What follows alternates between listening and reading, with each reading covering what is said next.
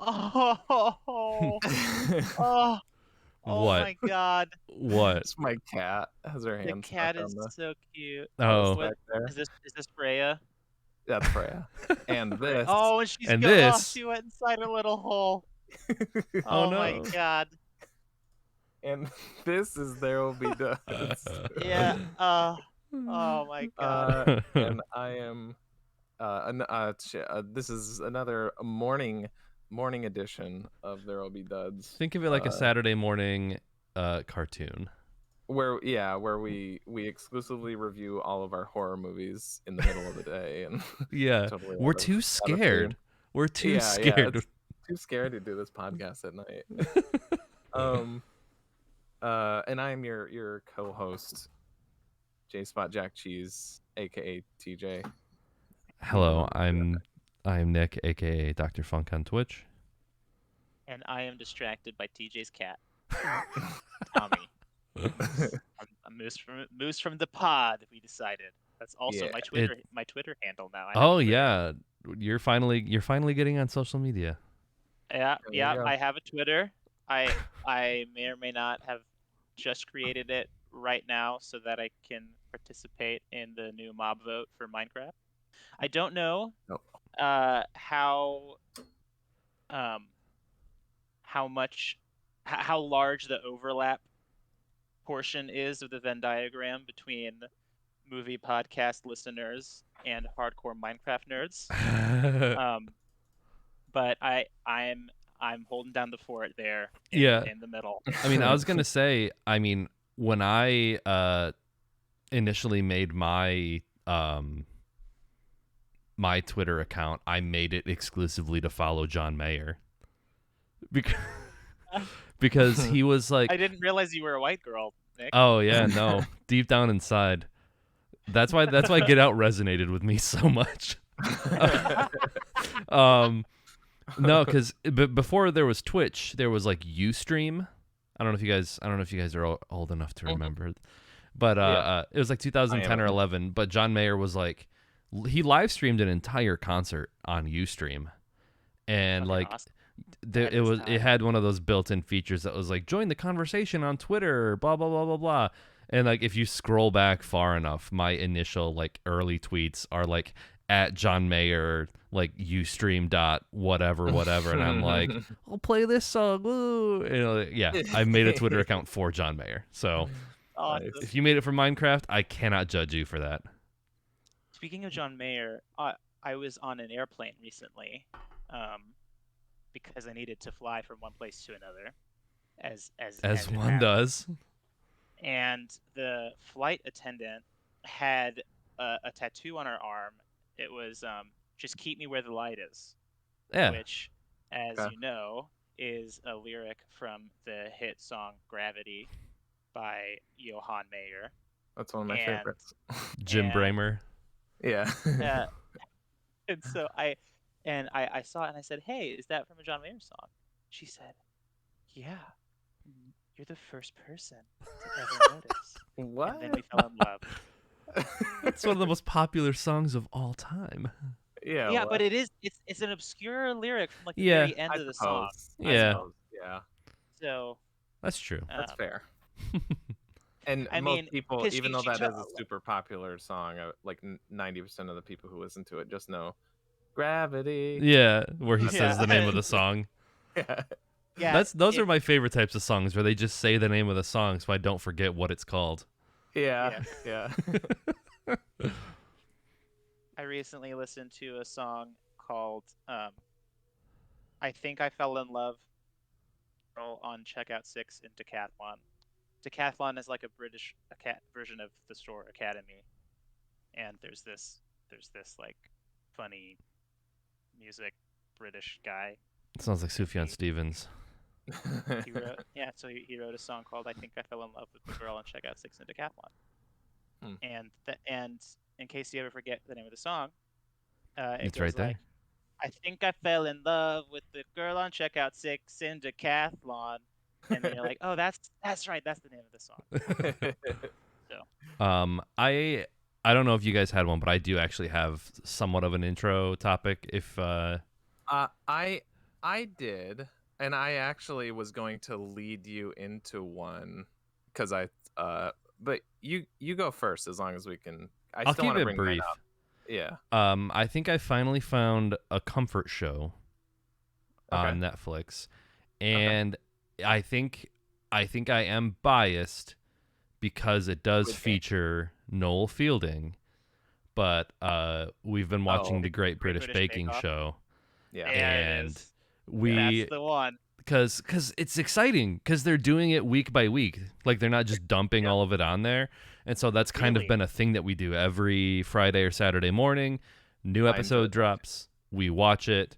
I'm like so invested in it now. It's like we've sort of like watched it passively. Like Chloe's seen it way more than I have. But she's like, "Oh, do you want to watch this new season with me?" And I was like, "Yeah, sure, that sounds good."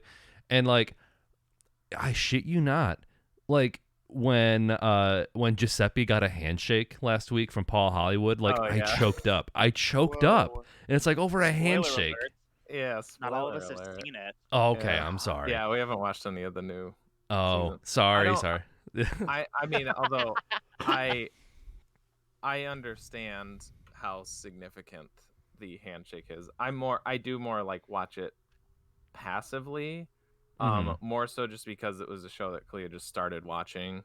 But like I'm usually like watching when she's watching it, and I totally get it. Like there's another one that kind of has the same Huga vibes as that. Is it Making It? It's hosted by what's her name? Amy Poehler and Nick Offerman, and it's like totally same vibes, except it's people. It's crafty people making arts and crafts type stuff. But it's really, it's very chill, very crafty, and positive vibes. You know, it's not. And I think the difference between like this and other cooking shows is like this isn't like beat Bobby Flay, you know, or like Chef Gordon Ramsay's gonna kick your ass. It's like I like those too. Yeah, I haven't seen a lot of those. Although like I don't know, I've been reading Kitchen Confidential, like Anthony Bourdain's like big book, because like I've worked in kitchens for like going on like 6 or 7 years now, and when Anthony Bourdain died, a lot of people that I knew had like this big reaction to it, and like I didn't know much about him, but like after reading, like I guess I'm like more than halfway through Kitchen Confidential, the way that he talks about like kitchen life and like food and shit like that, I'm like, oh, okay, I get it. But Great British, is it Baking Show or Bake Off? Which one? Baking Show. Okay. I jumped the gun. I shot one off. It's so, yeah, like you said, it's very chill. It's very wholesome. Like there are stakes, but it's not like people throwing plates. Stakes. I thought it was about. Oh, God damn it. But Noel Fielding is so goddamn funny. Yeah. Which like he's great. He's a sex icon. That is again just like a plus. Well, like TJ and I are Boosh heads. Moose, have you ever seen The Mighty Boosh? I have not. Yes, you have. Have I? I'll say 3 words, and you will have seen The Mighty Boosh, and those 3 words are, "I'm old Greg." Really? Okay. Really? Okay. I know Noel Fielding from the IT Crowd. Okay. Yeah, that's another one. Yep. And love that his show. appearances on British comedy panel shows. Yeah. He does a ton of those. I pretty much just watch the like every year I watch the Big Fat Quiz of the Year. Oh, with Jimmy Carr. Yeah, him and Richard Iowati found out about that show. Yeah. Yesterday. Wasn't he with Russell Brand on one of them? He's definitely been on them at some point. Yeah. And David Mitchell too. Oh, okay. He's one of my favorites too, from Mitchell and Webb and Peep Show and stuff. Oh, okay. But yeah, Moose. The Mighty Boosh was like they did 3 seasons of it, but it was like a very, very strange not really sketch comedy, but it was like it was him and Julian Barrett, which you might recognize him from other British TV as well. But it was like they were kind of like a comedy duo, and it was like some of the set design almost had like the production quality of like a high school play, but I think that was part of the charm of it. It was a show that was Tim Burton, Pee-wee's Playhouse type. It felt like a kid's show to me, even though a lot of the subject matter and language is definitely not meant for children, but it's got that sort of whimsy to it. That's definitely a comfort show for me, is the Mighty Boosh. And also some of the stuff on that I could imagine being like childhood trauma triggers for kids, like the Crack Fox. If I watched that when I was like a little kid, I'm sure he would have fucking terrified me. Or like even like the Betamax Bandit or something. Yeah. I don't know. I could think of like a bunch of different shit, like Nanageddon. Nanageddon's good. That shit would terrify me, I'm sure. But yeah, you should definitely check it out, Moose. I think it's on Hulu. If you like Noel Fielding and you like that style of comedy, I think at the very least, because, well, it's not the whole episode, but when Nick was talking about Old Greg, that's an episode of the show. Yeah. But just the Old Greg storyline, which is like most of that episode, but I don't think it's all of it, has been like compiled and put onto like a YouTube video, and that's been seen like by way more people than who actually watched the TV show. Like most people like have seen Old Greg, don't even realize it's part of a TV show. They just think it's like a weird YouTube video. When it was described to me, someone told me, "Yeah, this show got banned after this sketch because it was so controversial or whatever." And then like I was like, "Yeah, this is in season 2 of this show." So like but yeah, there was like this mythical sort of shrouding to it. That's kind of how I was told. It was like, "Oh yeah, this show got banned because the Old Greg sketch is like, it's Noel Fielding dressed up in like green face paint, and he's got like seaweed hair. He's like he's an aquatic merman, or is he? Because he's like even more sexy than usual. Well, the main joke, and like it's probably a little, I guess, problematic by today's standards, because the whole thing is just like, he's like, "I got a mangina," and then he lifts his skirt and a bright light like blinds Howard Moon, and then he like whisks him away to his like aquatic like house under the sea and like holds him captive. It's very much like a meme. Like he's like, "I'm Old Greg," like that's, people recognize that independent of the show completely. Yeah. Just gonna go ahead and add that to my watch later. Your list of problematic things that I've suggested you watch. Yeah. There's more than just that. I mean, it is a little dated in that there's Howard Moon doing blackface. Yeah. Yeah, there's a blackface bit. Well, I think he's more playing like, it almost seems like he's like Hindu. It's not necessarily. I don't know. I mean, I think it's a lighter skin tone, but that's not great. Yeah, I think like the Hitcher is okay because it's a fictional, like he's colored green, and like a fictional. My vote is open. Okay. Oh no, LA is winning. Oh, sorry. Okay. Let's talk about Minecraft mob vote update. Breaking news. Voting is open. 4 minutes left. But yeah, glad I got there in time. Still a classic. Yeah. Good. The only other thing I would have had as an intro topic would be, I'm continuing to watch The Boys, and I'm continuing to love that show. Oh, okay. I just watched episode 5 last night before the movie. Okay. Which, yeah. So the thing I was going to lead in, which I still want to get to mine, so... Yeah. But I just wanted to acknowledge that I saw you watch Scream for the first time. Yes. And that's one of my favorite horror movies ever. And I was just going to bring it up because it was in tying back into, like, it's Wes Craven. We did Nightmare on Elm Street. Yeah. We actually watched... Because we bought a Blu-ray pack that's the first 3 movies of the trilogy, right? So we've seen Scream 1 and 2 now. You should watched the fourth. I don't know what the overall consensus is. I saw the fourth but in theaters when it came out. You did? Okay. 'Cause Yeah. number 4 is my second favorite, actually. Really? I think, okay. Yeah, I think for me it goes 1, 4, 2, 3. 3 is easily my least favorite. Yeah, from what I've read, yeah, the first one and the second one both got like, I feel like the second one almost got reviewed higher than the first one. Maybe. But yeah, no, they were I'm both. not sure. I think the second one's plot was a little more convoluted than the first one. Yeah. But I think because the it's like a whodunit basically. Like they wanted to like keep you guessing, and I think that was part of it. Was like, oh, you'd never guess it was this person. Yeah. Yeah.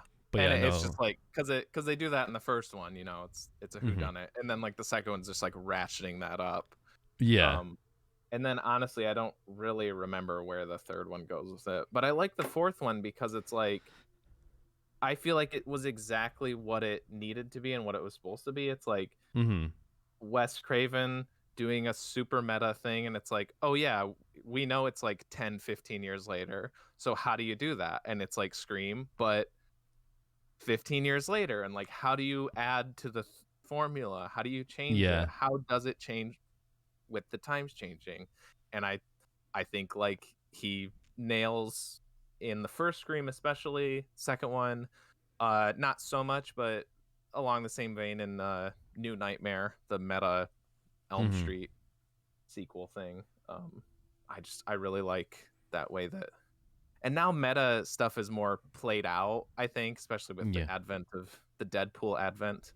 But my Deadpool advent calendar. Yeah. Now it's it's just another like, turd that I pulled out.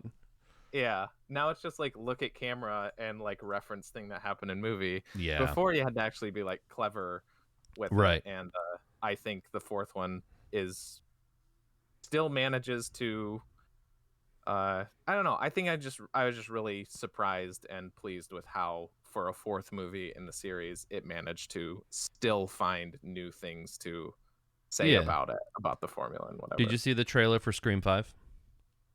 No. Are they just making another one? Yeah, no, they just dropped a trailer for it. I'm not sure if I like that, because I feel like that's one that Wes Craven should be the only one to. I think he is doing it. He's not, because he's dead. Oh, that's awkward. Yeah. Oh. Shit. Well, usually when I'm editing the podcast, I like remove like long pauses. I'm keeping that one. You're just gonna leave that one in. I'm gonna let that one sit and marinate for a while. Good. Yeah. It's got all the cast coming back though. Yeah, I'm sure it does, but also Jack Quaid is in it. Hey, okay. I'll check it out. It really, I just don't, if I find that like Ryan Reynolds has a writing credit, I'm gonna boycott Hollywood. Matthew Lillard had a really good tweet, because there was like a screenshot from the trailer, and it was Ghostface kind of standing like this, like looking at the camera, and someone took a side by side of Ghostface standing and looking, and then the screen, like the shot from like the Scooby-Doo movie when he's like, "Are you fronting me?" or something, and like put them side by side. That's awesome. Yeah. Matthew Lillard is so good in Scream. Yeah, he is. Chloe's comment. Well, Moose, have you seen it? No. Oh. No, I haven't seen it. Oh, okay. Well, that's the one with the like Salvador Dali face guy. Kinda, yeah. And he's just gone. So, yeah. I am. You're not in the OBS Ninja. You're out of here, buddy. Did you close the tab out? No, I'm still there, but it's just showing me. And like, you're I back. can't see oh, you. Hey, there's back. You're back. I don't know what's happening there. Yeah. Well, I guess because Moose, close your ears unless you don't care about Scream or what happens or whatever. I think you should. Okay. Yeah. She basically said like, Matthew Lillard is like too cute to be like the killer.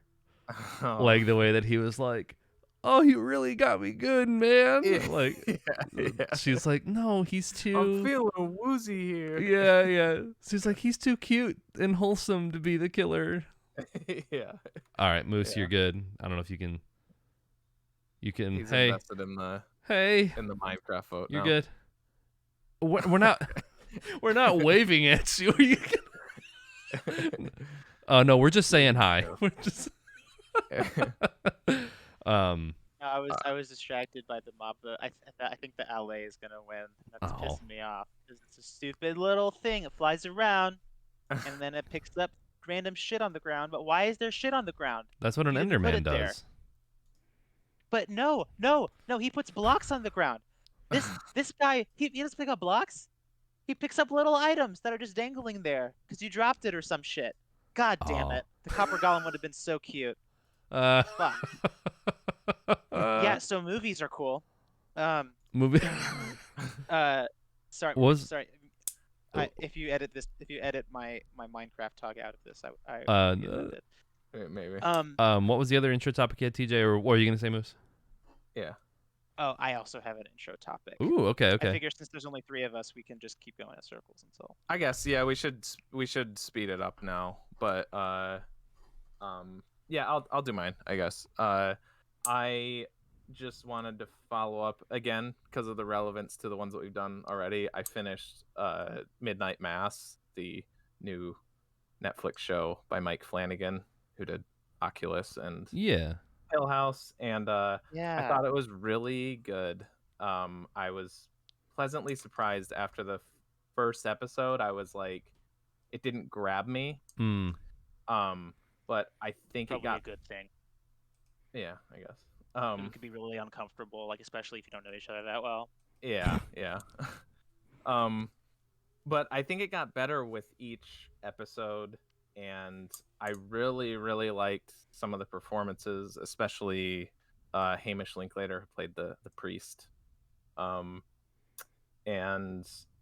yeah, I definitely liked it more than Bly. It's probably like after.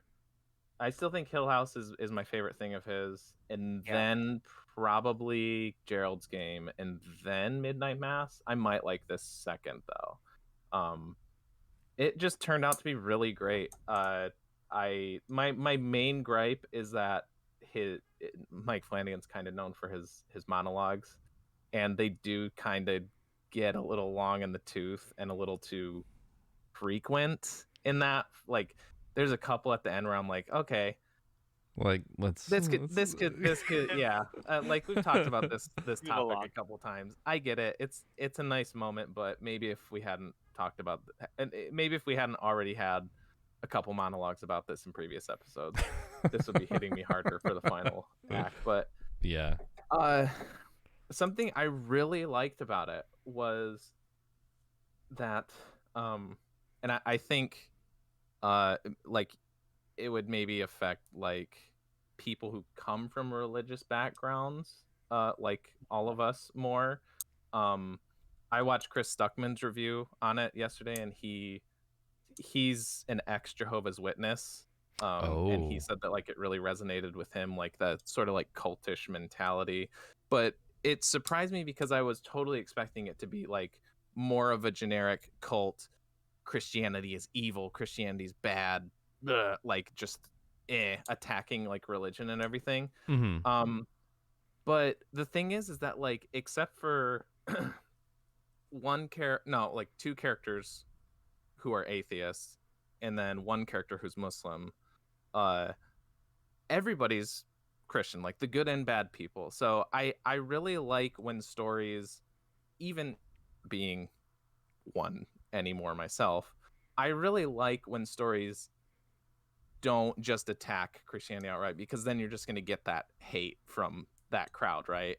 Like a movie I like to reference for this frequently is The Last Temptation of Christ, because no, The Last Temptation of Christ, because I mean, and that did get attacked by a lot of religious groups, but I personally think that that's a great examination of the story of Jesus from a Christian standpoint, and just from a a storytelling standpoint.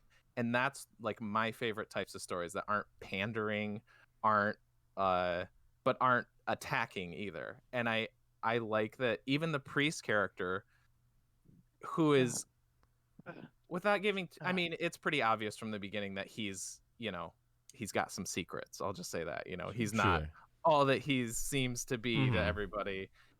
But they really humanize him, and even though he's doing some not great stuff, he's not just like, oh, it's because he's a priest and that's bad and he's evangelizing and blah blah blah. There's a lot of layers to his character. He's my favorite character in the show. And by the end of it, you really feel for him. And he, like, everybody gets it's there's like a part where this one character, they have the one like right hand man to the right hand woman, I guess I should say, to like the priest, who's like even she's like even more zealous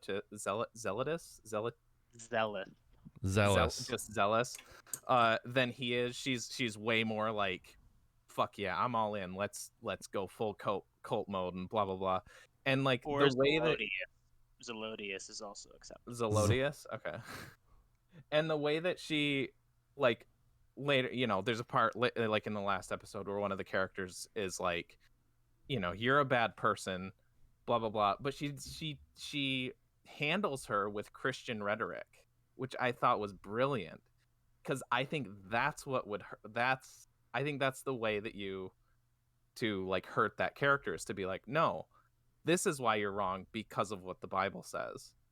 And then she's like, well, fuck, I believe in the Bible.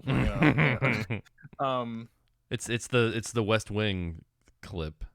Yeah, kind of, sort of. I think that's what along those lines, yeah.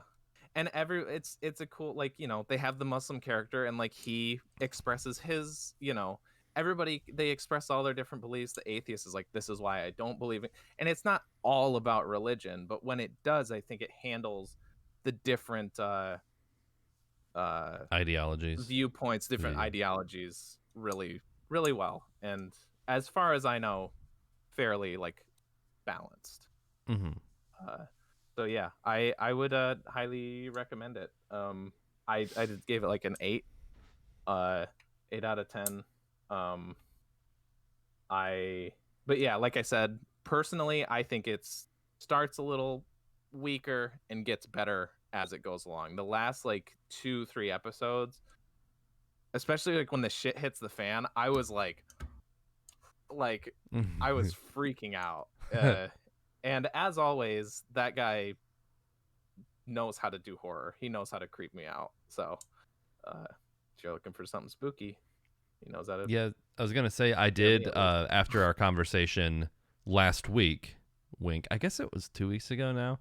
I did watch the original Oculus on YouTube, and I think that was way more unsettling than the actual like. Oh yeah.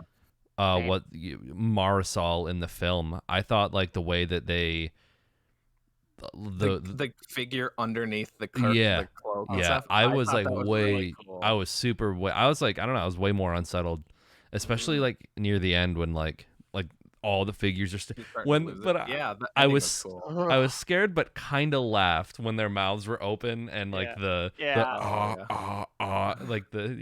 it was like, it was a little silly. It was a little silly. But it's still creepy.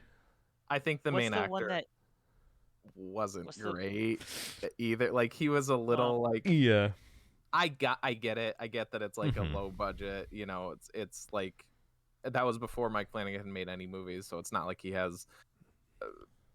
It's not like he has a pick of the litter, but that still kind of like hurt it a little for me. But I would agree that I thought it was still really creepy. I feel like, I mean, when it's 45 minutes of a dude talking to a camera, like, you can only do so much. Yeah. No, I will say, like, because the first, as the dude who's talking to the camera. Yeah. And like for the first like 15-20 minutes, where it's pretty much just like the scene from the movie where Karen Gillan is just going like, these are my redundancies, this is the history of the mirror. Right. I was just as into it as I was in the movie. I really liked just I like that. Sometimes his monologues do work for me. Like I really like the whole that run on. I just think it was when it got more demanding of him being like, where he's like losing his mind, and he's like, ha ha ha ha, I got you, ha ha. That was where it got a little less believable. Yeah, I can see that, but I wasn't trying to judge it too harshly or anything either. So yeah, I was into it. That was some good shit. Because like I could see what y'all were saying about how like having it shorter and with less in it can make a difference. I saw that with the short film. Do you still have time to squeeze in your little, or like do you? Yeah. Can you squeeze in? I'll squeeze it right on out. The season 3. This is a very sexually charged episode right now. Season 3 of You is out. Oh, okay. You know what You is? I've heard of it. It's the one about the stalker dude. Yeah. And it's from the point of view of the stalker. Right. Yeah. And like he stalks a different girl each season, right? And so, but like, cool. I didn't know that. They have to increase the stakes each time. What's his name? Because things just get kind of wild. It's kind of like Dragon Ball Z or whatever. Each new bad guy has to be, and so now he's stalking Majin Buu. yeah, that's exactly it. And then after that, he's gonna stalk Kid Buu. That's got other. Oh no. Yeah. Oh so no. I was thinking like, okay, how the fuck are they gonna top what they did in last season? Like, how are they gonna increase the intensity even more? And then I watched the first episode of season 3, and that's how. That was my oh fuck. Okay. Nope. Yep. They did. This is definitely more intense than season 2 was. And I look forward to watching the rest of it. Because like how I am watching like TV shows and movies. Like if it gets too kind of cringy and awkward, I have to stop to like compose myself. Yeah. And so, I mean, when the premise is a dude who's literally stalking someone, like that's going to happen to me a lot. So it's going to take me a while to finish this season. But I finished the first episode, and I'm looking forward to it. Well, get this little trivia, because I was looking up that guy's name because I couldn't remember it. It's Penn Badgley, because I know him from a movie, Letters from, or where is it? I was just looking at it. Greetings from Tim Buckley, where he plays Jeff Buckley, and he plays a pretty good Jeff Buckley. You guys know he did his most famous song is the cover of Hallelujah. Yeah. He died like tragically young or something like him that. And his dad. Really? Yeah. Oh fuck. His dad is Tim Buckley. He died when he was like 21, and then Jeff Buckley died when he was like 24. He drowned. Jesus. Yeah. Oh fuck. Yeah. Oh my god. Yeah, it's pretty tragic, but the movie's pretty good, and he does a pretty good he is a pretty good Jeff Buckley. But the reason I brought it up is because right before that, on his IMDb, he played Cal Trask in a East of Eden short film.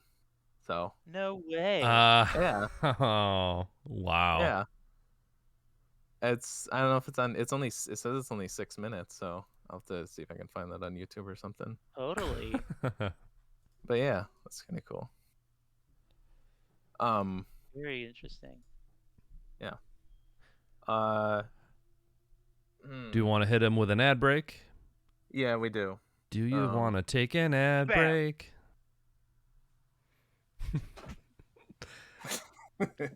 I feel like this might taint the conversation. Watching this all, Wait, what? It might cloud the conversation. Watching.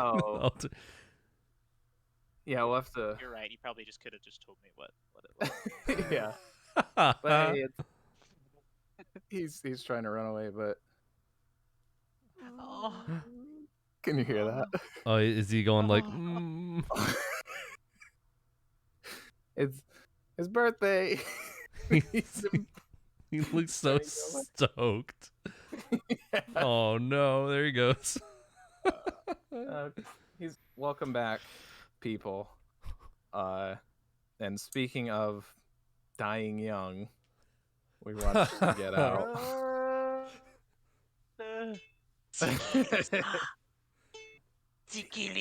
Oh no. You. Oh my. Okay. Whoa. I'm not going to go there. I think it's You're the a same regular language. Caleb Landry Jones over there with your little ukulele.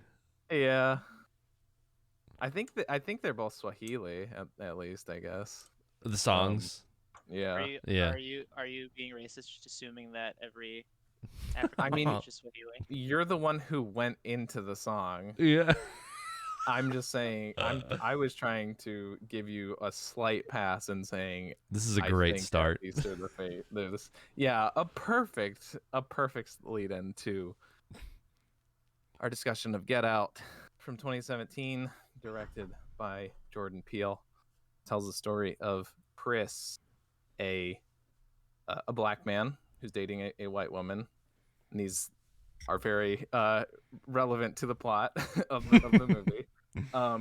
And yeah, he's not just pointing it out for no reason. Yeah, because he's racist. Yeah.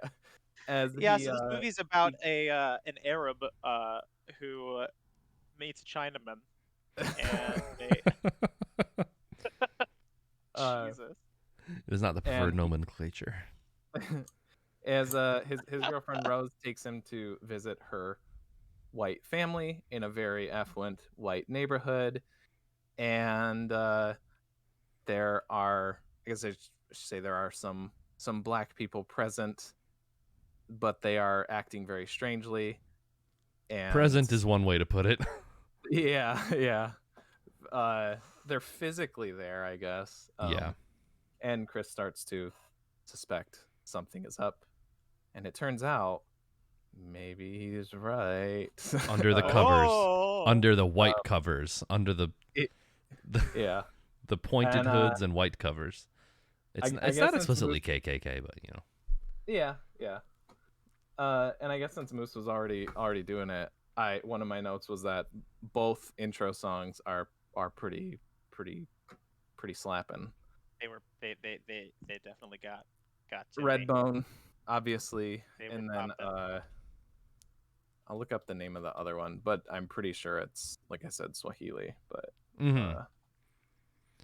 yeah, this is like peak, like that Childish Gambino album that had just come out, and like Redbone was inescapable. Yeah, it's Sikiliza Kwa Wahenga is the name of that song. Okay. It is. Yep. Was it recorded and performed for this movie specifically, or did it already exist? I don't know. Okay. I'm pretty sure whatever version was in it was made for the movie. I don't know if it's is it like a traditional Swahili song, or I don't know. It kind of gave me like Harry Potter Parcel Tongue vibes.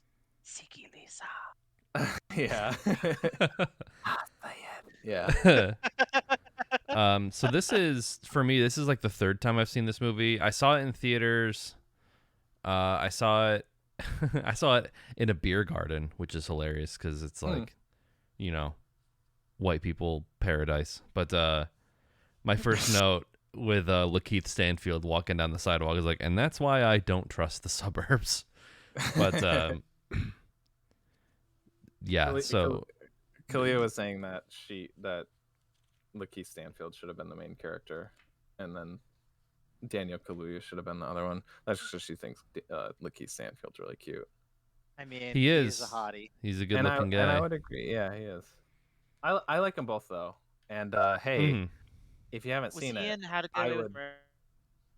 I don't know about that, but if you want to see both of these guys in oh yeah, that's right. In my opinion, an even better movie, Judas and the Black Messiah, where Lakeith Stanfield is the main character. Their roles are kind of swapped, but Yeah. So you go ahead. I think were you still gonna say something? Oh, Nope, it's a different guy. I'm just a racist. So you've seen this before, TJ? I seen it. I saw it in theaters once, and then Okay. this is my second time. So Moose, have you seen it before? What are we talking about? Get Out. Get Out. Oh, you mean the movie that we're talking about? Yeah. This is my first time. That's why I recommended it, because I wanted to see A new I wanted to movie. see it. I've been meaning to watch it and never got around to it. The only reason I ask is because I think if you've seen it before, I think it's both detrimental and it enhances it, because it's detrimental in the sense where, like, if you know the like what's gonna happen at the end, you're like, oh yeah, duh, they're not like, they're transparent about everything, like everything is basically telegraphed. But I think it also enhances it where, like, you hear certain lines of dialogue or like see the way that they look at him or like how they make comments, and you're like, right? oh, there was like a couple moments. You're like, oh, you know. So I was curious if so you didn't know where this was going at all. I didn't. Did you pick up on any of that like they were racists who were doing experiments on him or some shit going into it? But yeah, so I picked up. I mean, like they gave it away with the fucking like the auction scene. Yeah. Yeah. Well, I don't know. I the first time I watched it, I had no fucking clue what was that. Clea had to tell me that was an auction. Really? For some reason, it just went over my head. That's funny. Well, I thought it was funny because like he told them that like they were gonna be playing bingo, so like they were using bingo card. So like just in case he came back, they could be like B7. But how do you explain away the fucking portrait of him on the gazebo? Yeah, that's true. That's true. He just hits it over. You're like, oops. Yeah. We're just admiring your physique and your genetics traits. Yeah. Yeah. So I didn't. So okay. The fact that like nearly everyone like had their black person that followed them around or whatever. And like, so like Rod was like, oh, it's a bunch of sex slave shit. And I was like, I mean, that's an interesting hypothesis. Maybe not, they're maybe not having sex with them. But I mean, obviously there's some funny business going on. But yeah, I didn't get the whole brain transplant thing until they explained it. See, that was one of my favorite things watching back, because I remember not liking the friend character at all the first time I watched it. Really? Yeah, and then I wonder if it was after watching Bad Trip, the Eric Andre movie, that guy Lil Rel Howery he's like, those two are the main characters in it, and I really liked him in that movie. Maybe I just needed to like warm up to him, but I liked him a lot more in this. And I was like, I was laughing pretty hard that first phone conversation Chris has with him, except for like their motive, like the sex slave thing. He just like lays out everything. He's like, this is what they're doing, this is how they're doing it. yeah And he's like totally right about it. I thought that was really funny. Dude, that character was awesome. My second note is this is just Josh Lyman's logical conclusion. Because the guy who plays the dad, Bradley Whitford, also played Josh Lyman in The West Wing, Moose. Which ostensibly is like basically like how a liberal Democrat like White House runs. And I guess what you said earlier is like, although that's the thing, is Jed Bartlett is a Republican. That's right. Well, he's like a moderate, right? That's like the whole, because like the whole thing is like he's basically a centrist. So like, I'm not beholden to any party. I'm logic and idea. I don't know. But like I think what you said earlier, Moose, was interesting, because you said like they're a bunch of racists. I don't necessarily think that they are. I don't think they think they are. I think they're point the type of people who are like, I'm not racist, but I think the point genetically superior. And I think the point is that they're like well-intentioned progressive libs. That's what her parents are. they don't hate him, and it's a different kind of racism that's like not overt racism. And I think the point that Jordan Peele is making, because this medical experiments aren't overt. No, I'm talking about the scene where like all of the party goers come and they're like talking to him about like, oh, like blah blah, black is in fashion, or whatever. All the microaggressions they do. Sure. Right, and I think that's the point, because I think what Jordan Peele is trying to do is skewer. Like, if it was just like a bunch of Klansmen, then like, yeah, okay, we get it. But all of the people I think that are shown are meant to be like those Normal types of like white people, upper yeah. middle class. I'm not racist. I have a black friend type of people. No, exactly. Oh, but totally. Like, that is, yeah. but that is I inherently included like, that. all the stuff they were doing was inherently racist. Like, Yeah.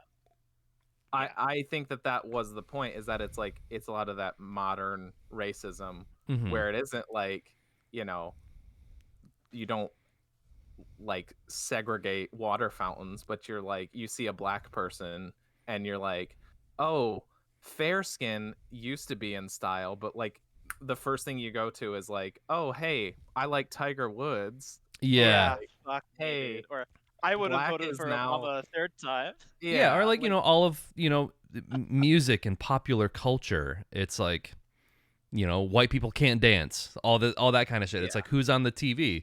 Like, you know, you're exploited and like incarcerated on levels way higher than everyone else. But in terms of like entertainment, yeah, you know, it's very popular to be like a black entertainer, as like everyone, you know, Beyonce and Jay-Z are like the two richest entertainers like in the world, shit like that. Yeah, so racism. So it does, yeah, it's like it doesn't absolve you, but like it's weird, yeah. I think, yeah, so I think what it is like, I think they genuinely don't think that they are racist. I think them being like, you know, we're doing this because, you know, we think black people are better. So since we think black people are better, that we can't be racist, right? Because we are superior. But what you're doing is you are essentially killing a black person to steal their, to kaiju their body, everything from them, and you are using their body to serve your purpose in your mind. You are turning them into a mind, body, and soul slave to a white person. Yeah, so, with their superior like intellect and colonizer, you know, intentions or instincts. They're the races that can come off at first as like, oh, they're a little like cringy and don't know what to say, but they're well intentioned. But then by the end, you're like, oh no, they're making slaves. Essentially. Well, what's like ironic? They're making John Malkovich slaves. I had a note about John Malkovich too, because Catherine Keener. Yeah, I thought it too. And like maybe this is like a dumb realization that was obvious to everyone else, but literally the guy who ends up, we're spoiling this movie, right? Yeah, who cares? Yeah. This is the one movie we're covering that we're not spoiling. The one guy at the end who ends up like winning Chris in the auction that he can like inhabit his body, literally can't see color. Oh yeah. He's like, I don't care what color you are. What I want is your eyes. But it's like, that's like, you know, I'm not racist. I don't see color. Like he literally does not see. He doesn't see anything. But like, you know, that I don't know if that was meant to be like the final boss of racism is the guy who doesn't see color. You know. That's hilarious. Yeah, like Clayton Bigsby from Chappelle's Show. Oh yeah, is he the KKK guy?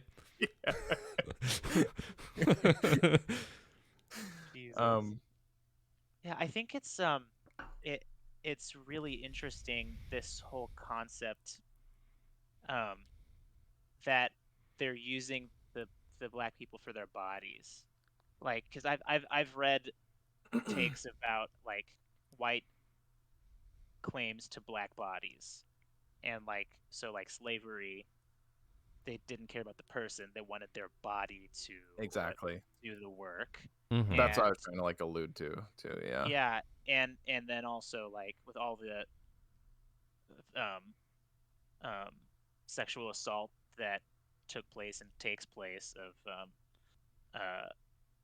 like that's like a taking like essentializing a black person to their body, and then people also will talk about like uh sports and Mm-hmm. uh black athletes being valued just for their bodies. Mm-hmm. And um I thought Like Jesse Owens. Who they? shit, yeah, like Jesse Owens that they brought up so many times in the movie.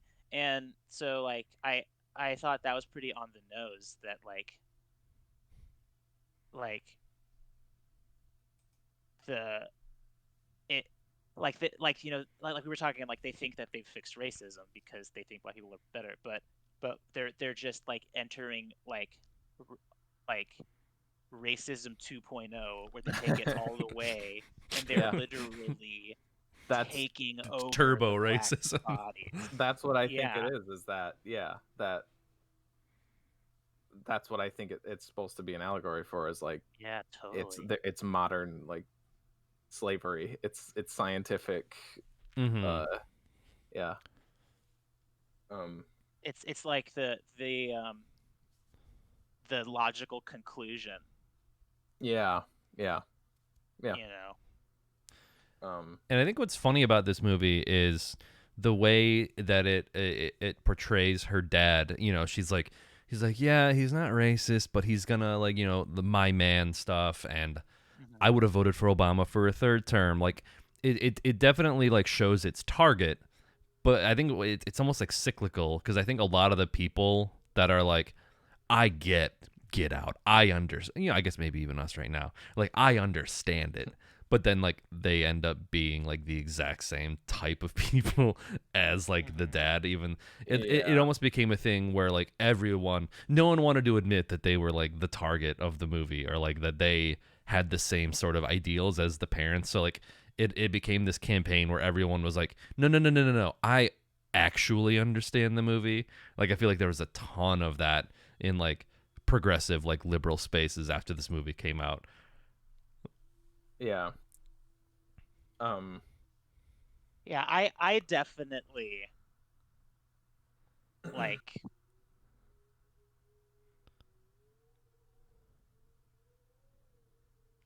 what am I trying to say? Like we were talking before about how like I before the podcast we were talking about like how I personally feel extremely underqualified to like discuss and analyze and critique this movie in a public space like this.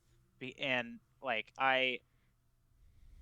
I feel like such a douchebag just having mansplained the fucking like black bodies thing, well, because it's not really like it's not my story to tell, and I'm sure I fucked it up in a lot of ways, but at the same time it's like I watched this movie and I'm like learning from it. I mean, not that Jordan Peele made this movie to educate white people, but like I guess what I'm trying to say is um I'm not the person that Nick was talking about who says, "Oh, I get this movie really easily." I'm like, no, this is definitely like this there there's definitely a big old like shitty, ignorant, racist chunk of me mhm. that that is feels called out by this movie,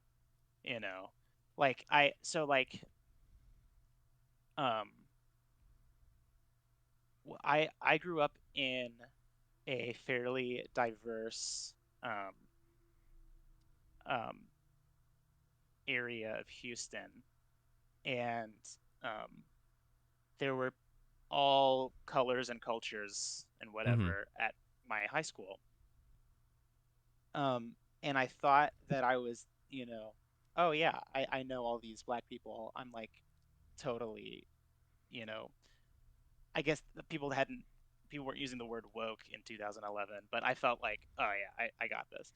And then one of my friends invited me to her graduation party, and it was um, I was one of two white people there, and um, everybody else was black. Like family, people from church, all kinds of stuff, all people from. It was a very black gathering. I'll just say it. Sure. And um, you know, and everybody was extremely friendly and all this.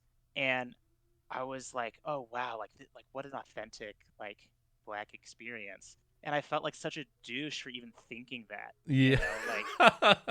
like uh like I it's like I felt I f- I felt bad for being uncomfortable, and then I felt bad for feeling bad about being uncomfortable. And For being then like, you know what, I'm one of the good ones right now, like yeah, feeling like yeah, that, those sort of like exactly. thoughts. And then realizing like I've been living in in this town for years and years, and I like I'm still the kind of person who would feel uncomfortable in this space. And then like um we all and then I started hanging out with like the younger crowd, and we were listening to music, and I chilled out, because you do, like at any sort of gathering, it's awkward at first, and then you get used to it, and then you chill out.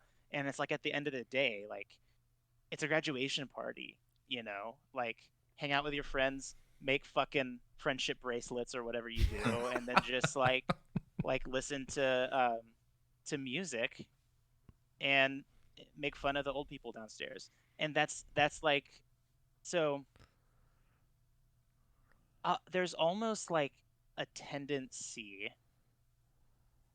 in quote unquote like white culture, white spaces, code for it. There's a tendency in Moose's brain to like sort of overanalyze this Mm-hmm. kind of shit, Mm-hmm. and like try to like think at it from every angle to where you can find the one approach that makes you the least racist, when the maybe the way to do it is just like like to acknowledge the the the history and the culture and all that stuff, but at the same time, like when it comes down to it, you're a human interacting with another human, Yeah. and that's that's the real shit. That's the solution to the whole like, oh, I know, I met Tiger Woods, that guy's awesome kind of tendency in us. Yeah. So I think it's a very that's my difficult best needle to attempt. thread. And I think TJ and I can both sort of relate on this, in that we both come from very, very small rural white conservative towns. And there was definitely a point in time where like, yeah, I was so off. I'm not going to be one of those people who's like, I was never racist. I was one of the good ones from the start. Because it's like, no, I was not. I was awful. Like, and it wasn't even like, it was just a lot of that was like, what's the, God, what's it called? Like unconscious bias.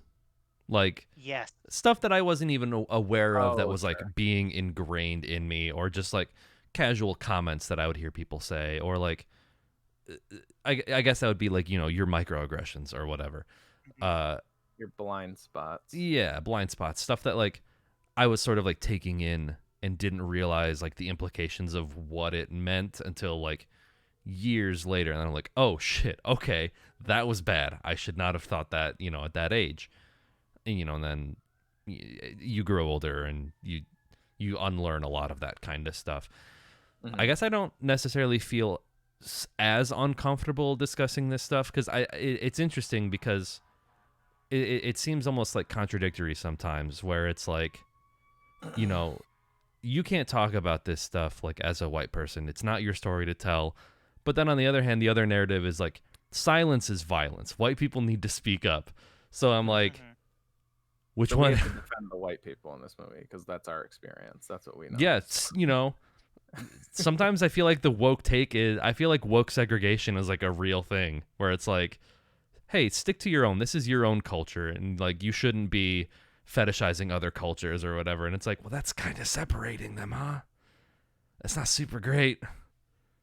Um, I see how I see I see how that can be a take on it. And I mean, the disclaimer that comes out every time that Nick and I talk about this kind of stuff is like, I'm not as on TikTok as Nick is. So, but I guess with the like my experience of woke white people in real life as opposed to online has has um, has been more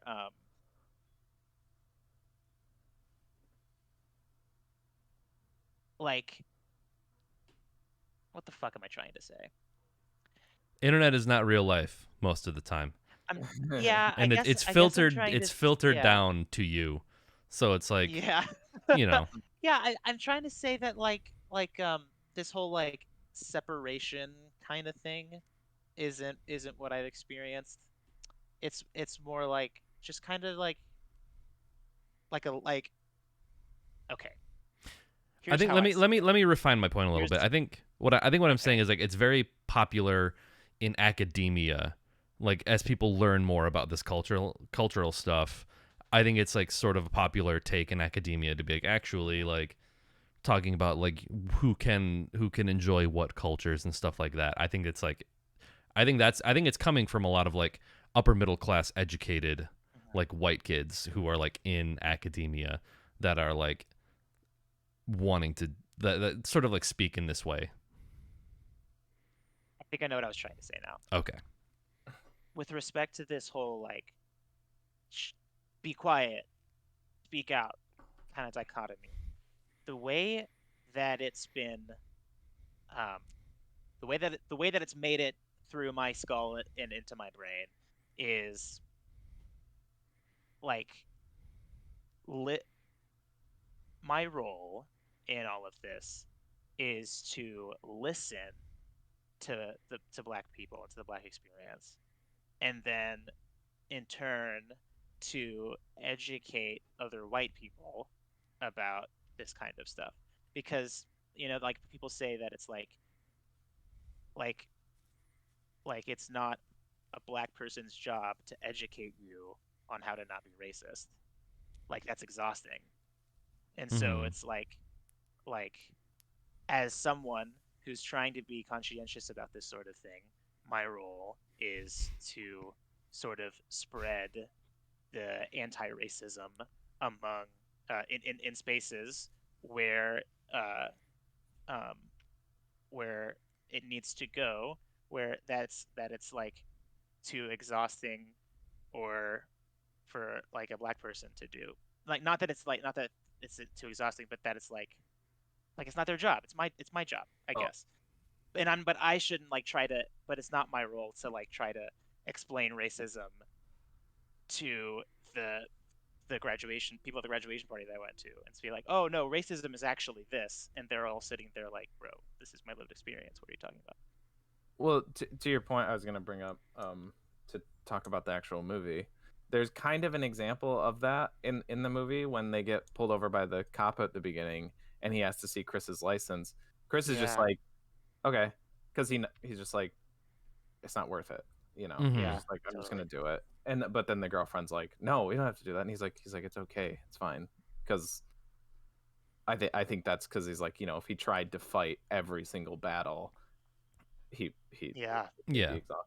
Yeah, I think Rose totally. is definitely supposed to be like the sort of like white savior of the movie of like, I mean, like it's honey, hard I to got tell because this. she's playing Yeah. a role. Like, Yeah, right. I think she's The just a psychopath, which you can see in the scene where she uses yeah, Bing And instead of Google. it yeah. was Bing for you. For me, it was It's having the a Fruit glass Loops. of milk with a Oh straw in God, it, and then eating the Oh, like and Fruit then eating Loops, like Fritos. eating a Oh spoonful God, of oh, Fruit Loops and then drinking the. I don't think I even that was realized that that's what she was so doing. That I'm pretty. sneaky. That was Yeah, she had a so little glass Oh, of Fruit Loops, and she was doing them separately. oh man, they separately. really went That overboard. I wonder if the Bing thing was like on purpose then. I think. If they were Well, did going you? overboard. No, I mean they all had Microsoft phones. Oh, okay. So I think that was like I think that was a little bit of product placement slash Okay. Microsoft as provided like the Surface Pros and the phones, and so it's like, of course she's going to be using Bing. Yeah. Their proprietary search engine. As uncanny as like Georgina and Walter and all these people like were, the Fruit Loops thing was the most uncanny thing in the movie. Yeah, big uncanny valley vibes in this. Yeah, absolutely. And also, like, I don't like.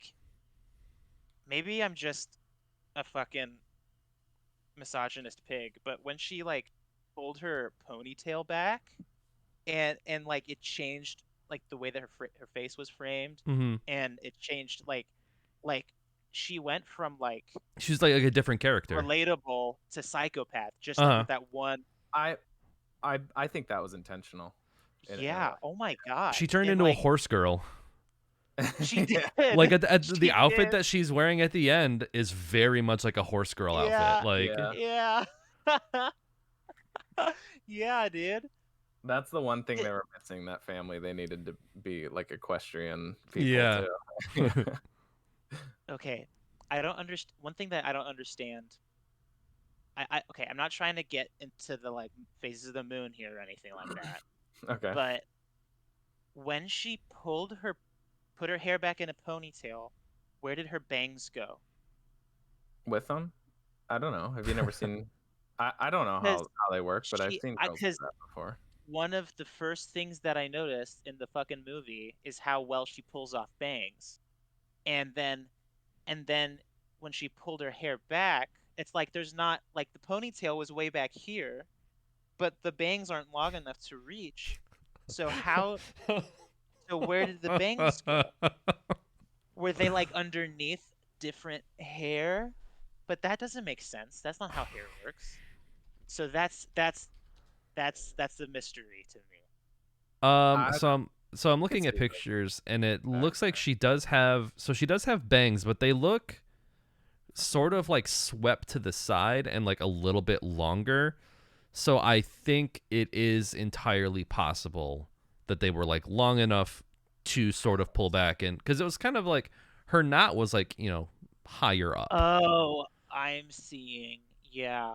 So it really is like not a thing. I don't know, but there was one that there's a little bit that's straight up just like it gets down to just under her eyebrow, and it's like that doesn't. This is, and I'm only saying this because I just edited that episode, but this is close up the smoking gun segment that took like 15 minutes of the episode to just be like, is it real or not? Are the bangs real or not? Because we do this every movie. There's always one fucking debate we've got into, because it still doesn't make any fucking sense to me. Let's not do it. Let's not do it again. Yeah. That wasn't an invite. I was welling up inside, like the rage was just boiling over, and now I need to calm down. Okay, well, if we want to get off the maybe the more uncomfortable stuff, and like again talk more about the movie, because again, that's the cinematography, like, man. That's what like all of my notes are. Is it really? That's what I said. I said it before we started. Like, that's awesome. One that I wanted to get into was the dinner scene, which I really liked, and one of my notes for that was I really liked. There's a lot of like subtle facial, and this could be from a repeat viewing, like Nick was saying, like catching things that maybe Moose didn't pick up on. I don't know. Some of it's not so subtle. Like it's supposed to be uncomfortable, especially when the brother starts. Caleb Landry Jones has one of those faces. Yeah, I know.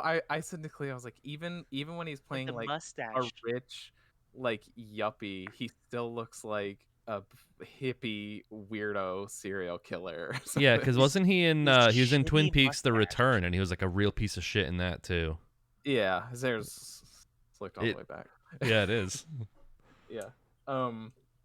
Yeah, he usually, I don't know, I've seen him in a few different things, and he usually kind of plays like more guzzy types. Greasers. It works for him. Yeah. Yeah. And I loved the reaction where, because it's like, it it was one of the most relatable moments in the whole movie for me, where it was at that dinner scene where he went on about like jujitsu, and he's like, oh, the thing about jujitsu is like if you do this, blah blah blah, you can kill a man. And then Chris is just like, cool. Yeah. The normal reaction, just like, yeah, yeah, that's cool, man, I guess. yeah. He's like trying his hardest to just be like, this is normal. This is a normal trying conversation. to get along with my girlfriend's weird family. Yeah. But there's a lot of little things from Bradley Whitford there, just like even when he's just like listening, different reactions to when Jeremy talks. Which one is Bradley Whitford? He's the dad. The dad. Okay. And another thing I wanted to point out when you're talking about things you catch knowing the movie, because it's kind of the whole, it was his dad's whole like impetus for doing the thing, was like when he talks about the Olympics and like his Bradley Whitford's dad losing to Jesse Owens, and what is it? Chris says something like, he's like, yeah, that was a. Oh, he was like, never got over it. No, yeah, no. Chris is like, because Bradley Whitford was like, yeah, that was an amazing year. That was an amazing triumph for humanity. Being the like, yeah. Woke that. And then Chris is like, for your dad. Chris is like thinking like personally, like he's like, yeah, it must have been pretty rough for your dad. And then Bradley Whitford just like looks and he's like, yeah. I really like that, because knowing that was the whole reason for what they were doing. I was like, ooh. I didn't even make that connection. Yeah. Afterwards, like thinking back. I think that dinner scene and then the silent auction, those are my two favorite scenes in the whole movie. I really dug those. Silent auction just because of the it being silent, and so like the idea, and then just the way it was edited, the music was really cool. Oh yeah. For being a silent scene, I thought was really, really well done. Oh my god, it was Rose's idea to go on the walk to get him out of there, so they could have the space to do the auction. Yep. Oh my god. Yeah. It was all planned. All of it. Yep. I think it's like routine for them at this point, since he's she's done it so many times. At least the third or fourth person, or at least like the fourth or fifth person she's brought. Yeah. Personally. And she brought Georgina. And the grandpa. Yeah. And Walter. Well, that explains why he's like seen running around so much. It's like because it's the grandpa who lost to Jesse Owens in his body. That's my god! That's why. I mean, that's because now he has an avenue for like his pure athletic skill, right? That one I never connected that. I never understood why the fuck he was running. Just thought it was funny. I did put together like that explains why Georgina was always looking at herself in the mirror the whole time, like admiring her beauty or whatever. Yeah. Because she was the grandma admiring the beauty of the black form that she was part of now. Yeah. But dude, the grandpa running around. Wow. I just feel like I think of that running scene as like a microcosm because of how like memed it was. So I did not even think of it. Yeah. In regards to the rest of the movie. It was wasn't there like a get out challenge where like people were just like basically replicating that, just like running like that? It was basically like the first 20 minutes was waiting for that scene, and then the rest of the movie was thinking of that scene. The other thing that I noted that I really liked was and this is like I guess a minor thing. I was like, Behold the Coagula is like very good analog horror, which is like a genre that I guess I've been into, but I didn't have a name for it. But it's that type of horror that's like have you ever seen Local 58? No. It's like a YouTube series that it basically simulates like those late at night like storm advisory warnings, where it does like the please be advised. But it's like people will take that kind of stuff, like something familiar like that, and turn it into like something very unsettling and creepy and horrific. Okay. But it has that like I'm watching local access at 3 a.m. on my TV and it's like seeing something creepy. And I thought the little tape that he watches with like it's got like the slightly pitch distorted music, like an old tape from the 80s. He's like, if you're watching this, you're probably wondering what's going on. And then at the end, they're all just like, behold the coagula. And then like the text just says it and then it shuts off. Yeah. I was like, I'm super into that kind of stuff, like that analog horror of like, you know, I guess even our intro with like the VHS tape and like that, the sound effects and like the squiggly lines and that kind of shit. Yeah. I think it's a perfect Creepy avenue for like creepy, unsettling things. You know, I think that like, not in it's slightly different because it's just this is more just with the natural aging of VHS tapes. But that's a thing where people say that like, you know, watching, you know, Friday the 13th on VHS is like way more creepy than watching it in like high def on streaming services because of that natural grain and wear that VHS gets. It makes movies more creepy when they have like a visual wear on them. Yeah, which I totally agree with.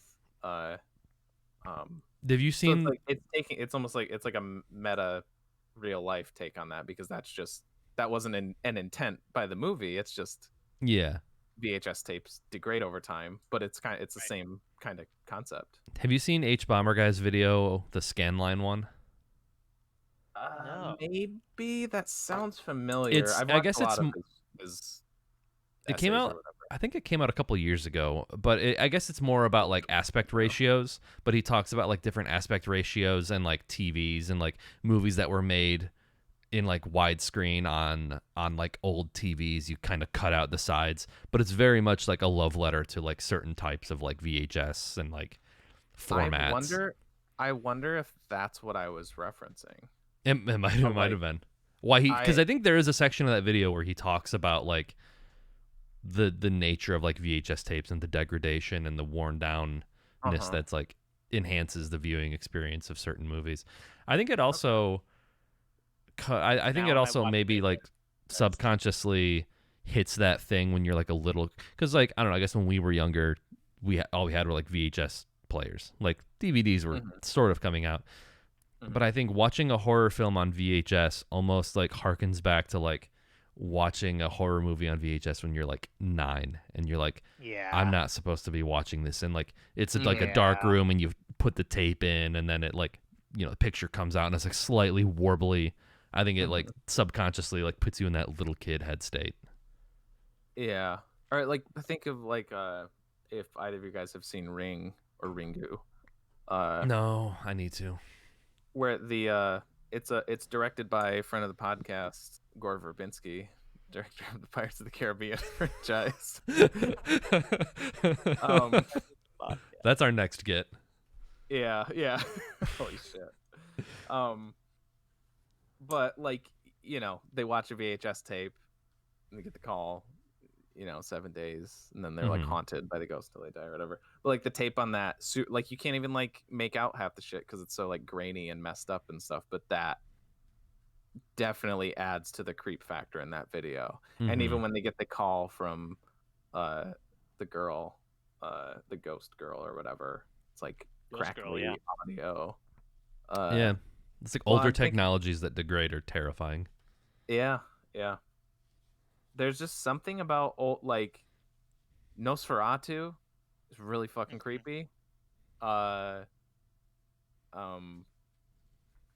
80s horror with the practical effects. It's like the more realistic and the more clean everything looks, the less spooky it is.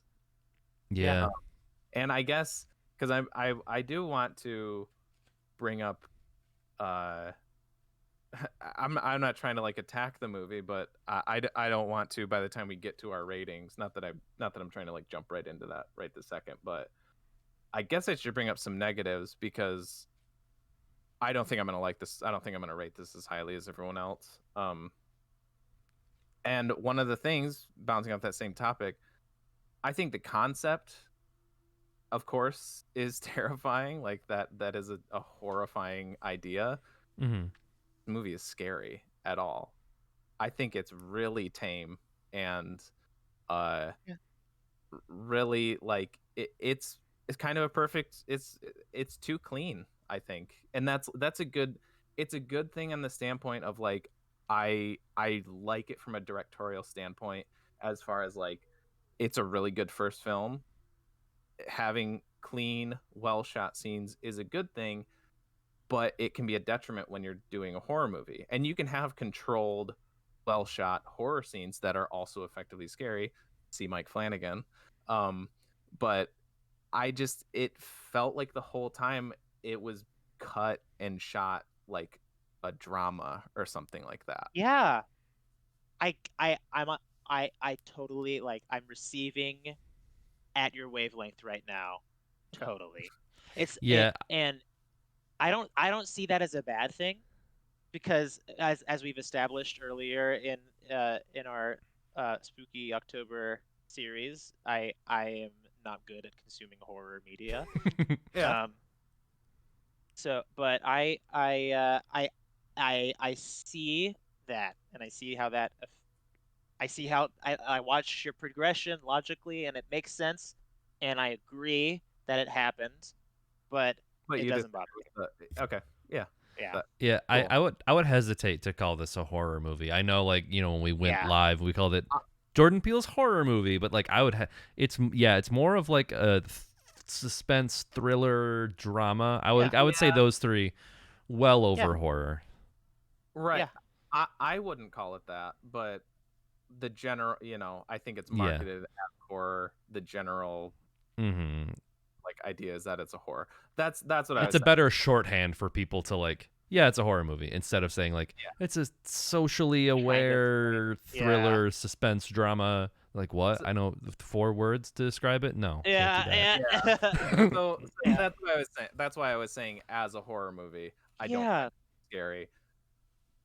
Yeah. That's also kind of why like I was hesitant to even suggest this movie for us because I got the vibe even like before having seen it. I just got the vibe that this isn't really like a Freddy Krueger scenario or even like a or even like a Haunting at Hill House scenario where it's like I'm going to piss my pants every 2 Freddy seconds. Krueger scenario. It's Stephen Root being like, "I want your eyes, bitch."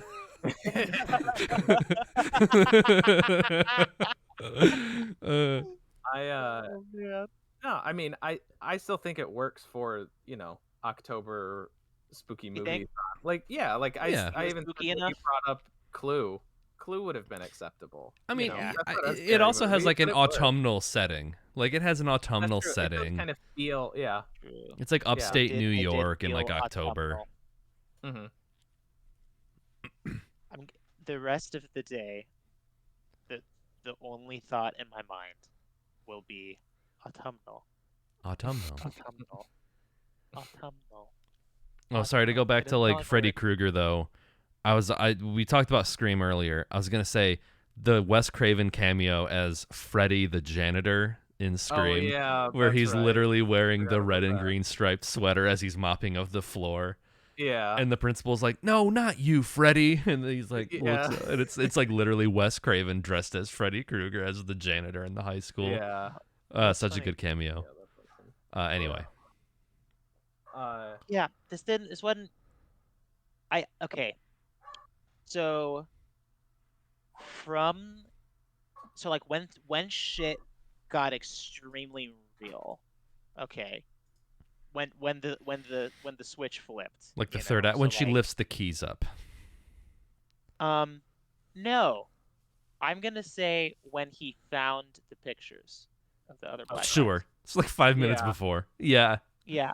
From that specific moment until Rod picked him up, I was clutching my comforter.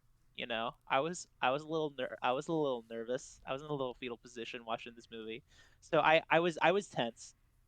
So, I mean, I'm very suggestible. We've also established. So, like, I empathized pretty hard with like the scariness of it, but yeah, it's not a scary movie. It's Yeah, a freaky movie.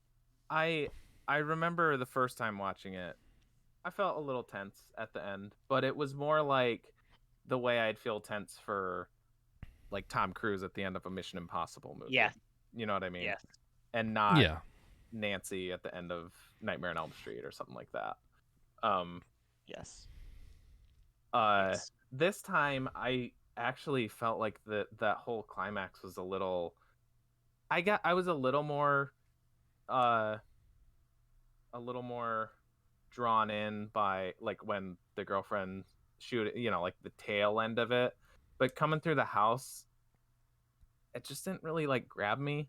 And maybe it was because I knew he made it out, but there's other horror climaxes that I've seen before where I can be more invested. And it also really bugged me that it's like, okay, you're only gonna kill like three and a half people in this movie because he leaves the girl to like bleed out or whatever. Yeah. And they like the mom's death is so weirdly edited. You don't like. How did you kill? Because it looked like she rammed like a butter knife through his hand. Yeah. And then he was like turning it towards her, and then like you just hear like a sound. Yeah. And then she falls, and she's I'm like, come on. I agree. I want to see it, right? I hate this chick. I want to see that thing go into her eyeball. Yeah. Can we talk about how he's straight up like impaled the dad with the fucking antlers? The like moose on the wall or whatever. Dude, the deer. Cool. That was like a lot more fulfilling. The only thing that bugged me was he got rid of his best tools. Yes. He left behind the bocce ball. He took the earplugs out.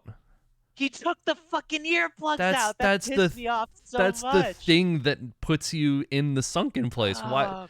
Like it's a good. It's like a good dramatic moment to be like, oh, that's how we got around it. But it's like, okay, well, afterwards. No, it was take him out and put him back in. Like, come on. So that he could knock the teacup off the table. I mean, yeah. I also didn't buy the whole like the whole setup with the tea hypnotism thing was too. It's like she does it once when they're like talking earlier in the day, and then she does it and she's got him. Or is she just like a magic hypnotist? I've always been a little skeptical of hypnotism in general, but I can like let that slide for, a movie. Yeah. Yeah. But it was still a little too quick. Yeah, I don't know. I think I needed more of a more. I think I needed that before he was like paralyzed, frozen, or whatever. Like what Travis needed from East of Eden. Yeah, sure. Yeah. Well, I guess buy her a knife and her not like it or whatever. My read on that was that I think when Rose picks her targets, I think familial, or I guess any sort of like trauma is factored in, and so I think she knew that like he had this incident where like his mother died and like he didn't do anything, and like he's holding that with him, and so I think with that sort of trauma that would make him more susceptible to the hypnotism. And so I read that as like that's why he was chosen, because the mom knew that she could do it easy. I'm blowing Moose's mind right now. I totally understood. Really that. are. I totally understood that. No, like she basically says that there's like talking about that stuff opens you up and whatever. It's just that obviously the tea clinking thing or whatever, the swirl, that was the thing that was actually like putting him that was down. the anchor or whatever. Yeah.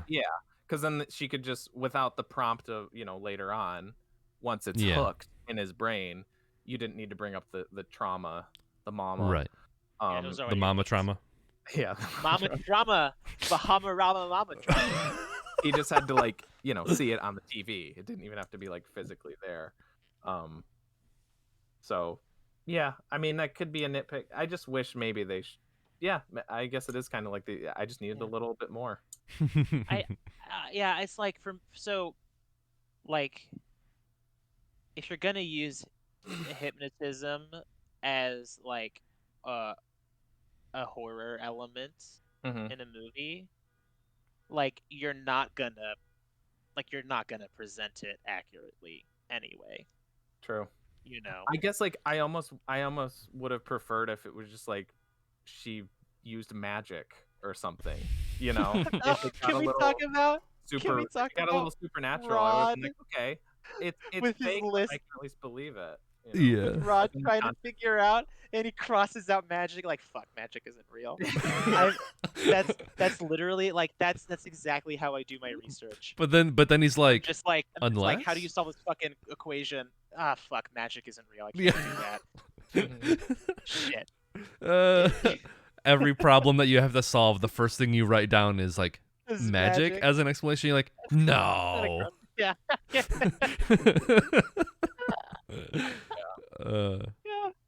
I like that he brought the dog to the police station. As if, like, I need to like enhance my case. Like, here's physical proof that there's a dog involved. Yeah. No, I think he didn't want to leave. Oh, I was gonna say he didn't want to leave the dog at the house, but literally he's left the dog at the house before, so maybe. Yeah, he's just he shows up to feed it and take it out or whatever. Yeah, he literally goes to work and the dog's so never mind. Yeah, I guess that was an interesting choice to bring the dog. But man, Rod is the man, dude. He nailed it. He called it as it was.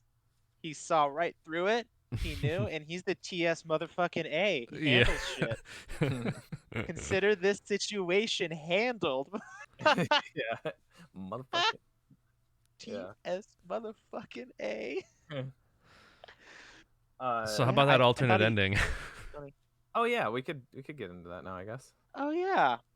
Which realistically, I mean, I don't think the alternate ending isn't too far fetched from what the real ending could be, because at the end of the day, and maybe you had the same thought, there's still a bunch of dead white people at a house and a bunch of people who can place Chris at that house who are invested in keeping that secret. So I guarantee you all of those like family members and like friends are going to be like, yeah, he did it and he escaped. He fled the scene. And the house is burned down, which I wasn't sure if that was like Bradley Whitford's character, like he knocked the candle down to try to be like, in my last, act, I'm going to like burn the evidence or whatever.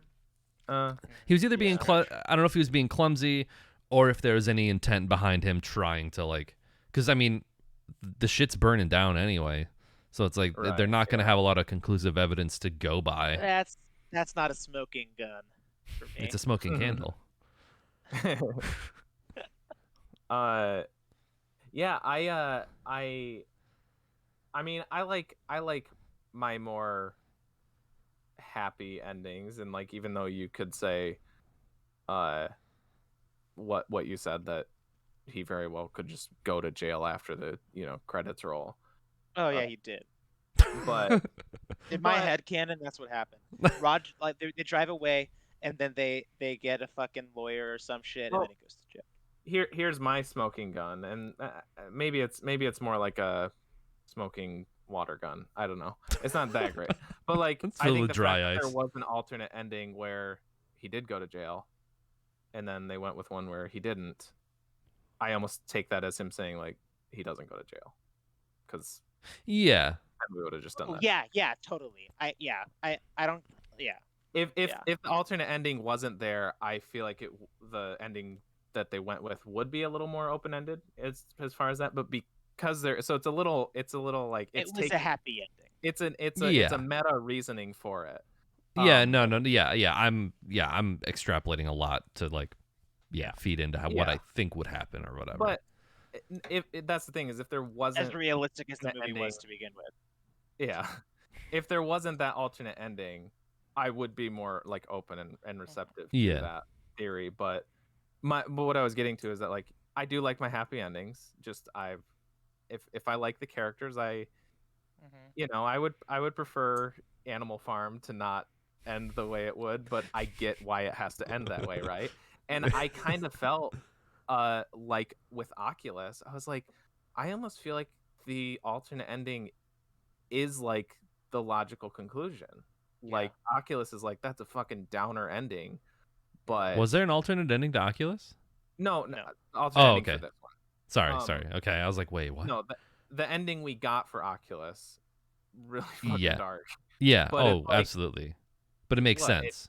Yeah, and I think it's a more impactful ending to have that than just, they did it, they broke the mirror. Right. And in this, it's like, even though it's a downer, it's like, I think especially with the messages that the movie was pushing, it makes sense that the black guy goes to jail at the end and gets blamed for everything. I agree. I think it kind of sells the message short to not do that. And I guess I'll say this, because weirdly enough, the alternate ending on mine had commentary over it, even though none of the other movie did. Maybe I had the option to watch the rest of the movie with commentary. So I got Jordan Peele's commentary over it, and he said that, like, he was like, I wrote this movie in the Obama era, and he was like, I guess over time we decided to reshoot it because it seemed like racism was being dealt with. And then I thought how this movie came out, like, it came out in like January of 2017, January or February, right when Donald Trump became president. Like, maybe he thought he should have went back to the original ending or something, but it was too late. I don't know. He also said, which I didn't catch this, but he said that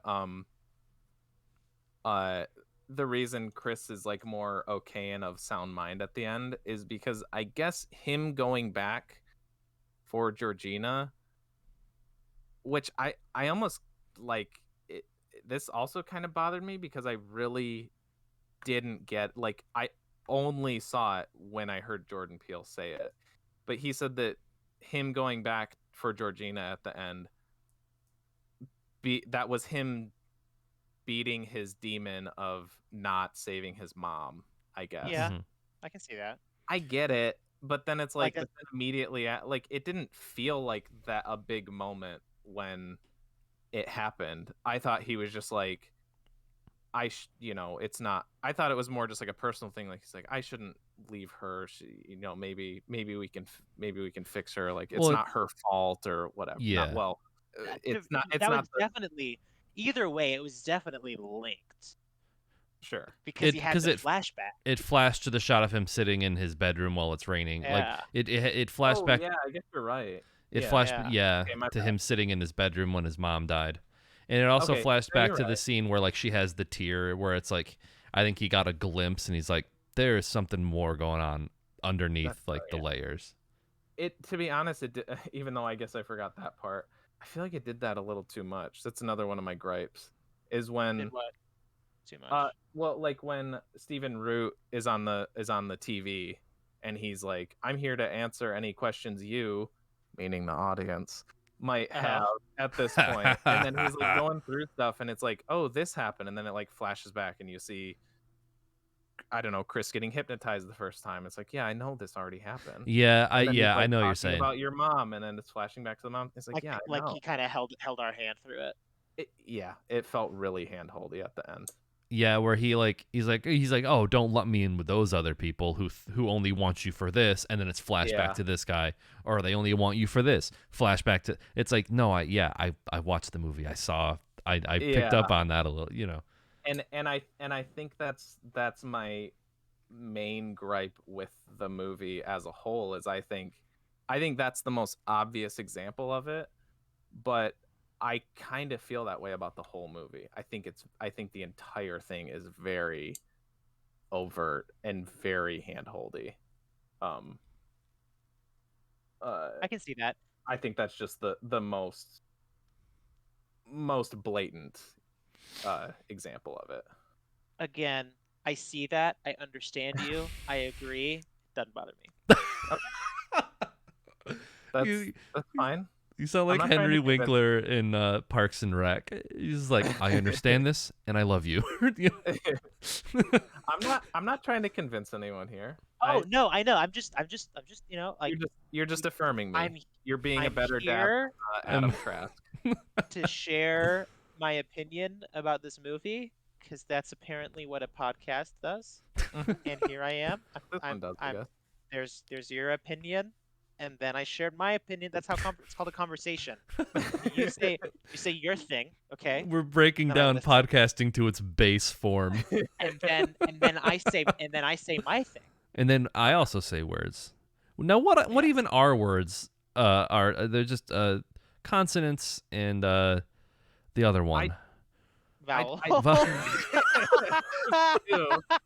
The only reason I know is because I've been watching 8 out of 10 Cats Does Countdown, the British comedy panel show where they do word games and they ask for consonants. Yeah, okay, yeah. And that's the only reason why I know what the other one is. I do want to add that despite all of my issues with it, I would have voted for Obama a third time. There it is. Oh man, I want to talk about. The best ending would have been if Obama had drone struck the house. There it is. There it is. I want to talk about Rose before you know she's in on it. And like how she was fucking great, you know? Mm-hmm. Like she wasn't perfect, obviously. Like she had like the moments of like frustration, and misunderstandings. She was my favorite one to watch on a rewatch, like looking for the little slip up stuff. Yeah, because she and I was the most disappointed in her in the conversation where Chris was legitimately scared and he's like, because they're on the walk or whatever, and she's like dismissing him, and then at the end, after he gets a little emotional, then she says, "It's okay. You know what? Let's go." And I'm like, oh, so she does get it. Also, apparently, she's in on it, so never mind. But like yeah, there you go. That's what I wanted to say about that. Well, it's like the word gaslighting gets thrown around a lot, and I think that is her depiction of like how she basically convinces him not to like trust his instincts is like that's like a perfect example of like real gaslighting. Yeah. And which when? What specifically are you talking about? Because they had several conversations. Like I want to like which. I think the one that you were talking about before they go for a walk, when he's like legitimately like telling her that like no, how I'm talking about the one where they're on. I was talking about when they're on the walk. Oh, I think the conversation in her bedroom beforehand. Oh, that's the phone conversation, like when Georgina kept unplugging his phone, and she's like what? She wants to unplug your phone? Like that's a silly thing to think. That's like, why would you accuse her of doing that? That's dumb. Why would she do that? Especially because she's probably saying exactly what's happening because she knows what's happening, and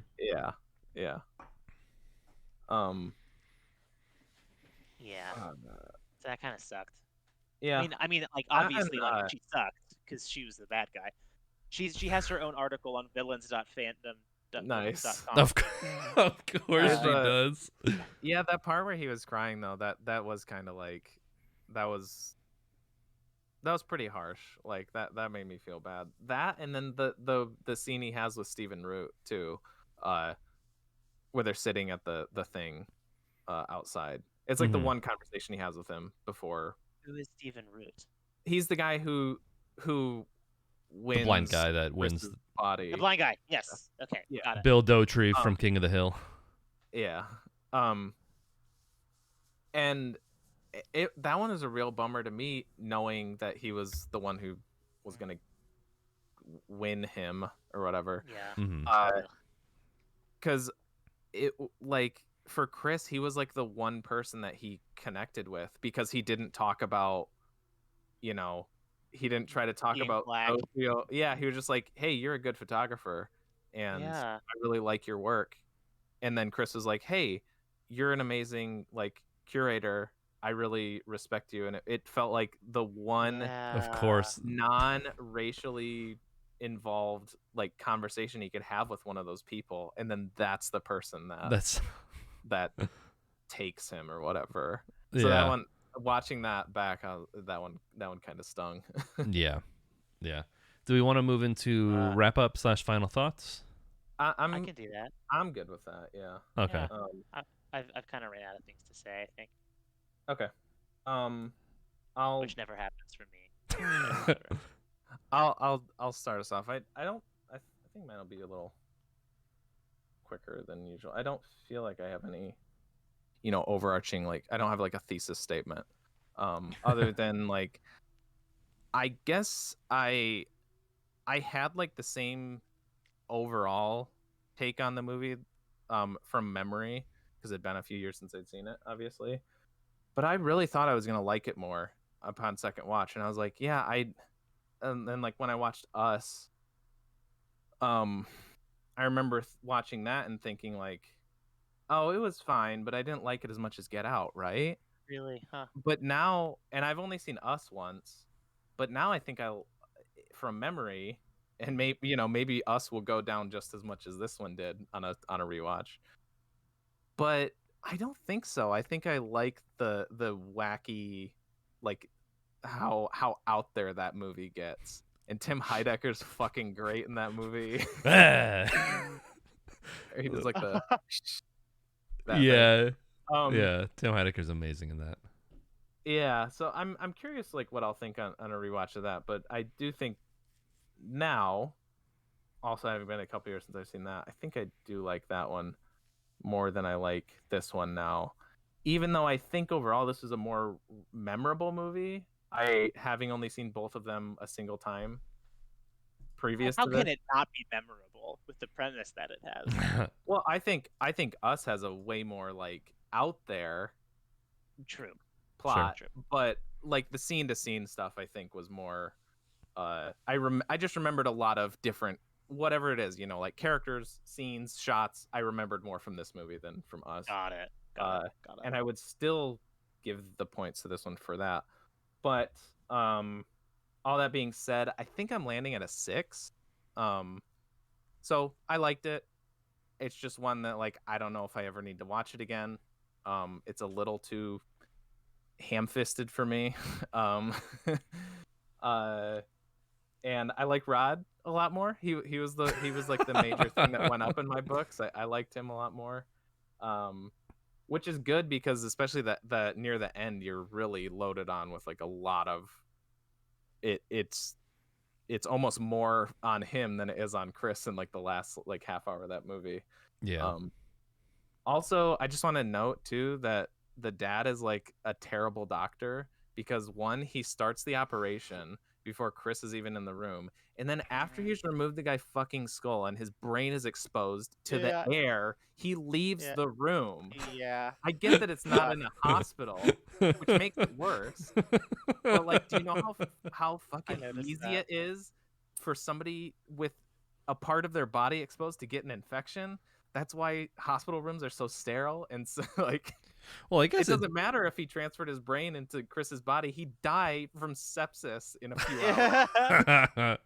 From brain sepsis. Oh man. Yeah, 6 out of 10. I'll go. I guess I'll go next. So this is like the third time I've seen it, and I think I kind of bounced back and forth a little bit. I think I liked it a lot when I first saw it. The second time, I was like, that's okay. Like I don't. Like I think the second time I saw it, I was like, this is kind of ham-fisted. And I think after rewatching it again, I guess for me, I think it holds up really well. And I think it holds up really well in repeat viewings. One, so you can pick up on those little subtle things. I think it's like a more entertaining watch once you know kind of what's about to happen, and then they did this, or this had a double meaning what this character said. But I think for me, it's like it's more interesting to spark a conversation, kind of like the one that we had earlier, only maybe more nuanced with better articulated points. But I think, I guess, as like a social commentary, I think it does a lot. It balances a lot of hats. I think it's like social commentary, thriller, suspense, drama. Not as much horror. I feel like that's a bit of like that's Blumhouse trying to like brand their movie as like the new horror film. It's like it's not really that. That's like that's bad marketing. But yeah, I really enjoyed it on the third viewing. I guess for me it does take multiple viewings for a movie to like see if I like really like it or really don't like it. Yeah, I got to sit with it a little bit more. But I think for this one, I feel like I've given the last like 4 movies 8s, but I'm going to give this one an 8 as well. Okay. I see, that's what I think too. I think a majority of ours I've given 7 or 8s. But to me that's not like a bad thing. It's like, we're picking movies that are considered Usually we're picking movies that are considered good, so like we have a separate cup for bad ones, so like right? yeah.